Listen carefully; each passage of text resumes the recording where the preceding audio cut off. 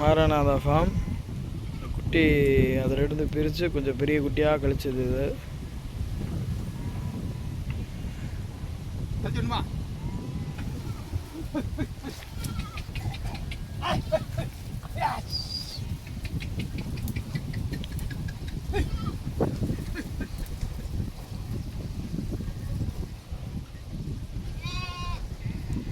இந்த சைஸில் தான் குட்டி நம்ம எல்லாம் இதெல்லாம் தீவனம் திங்கிற குட்டியை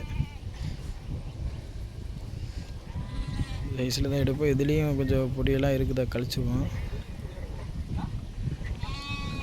பொடி குட்டி கழிச்சு அதெல்லாம் காமிக்கிறேன். இது எதுக்கு நான் சொல்கிறேன் அப்படின்னா, நிறைய பேர் பால் குட்டின்றீங்க. பால் குட்டியில் எடுத்து நம்ம வியாபாரம் பண்ண மாட்டோம்.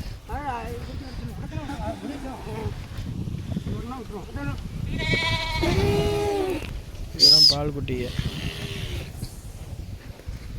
வந்து நாளாகும்.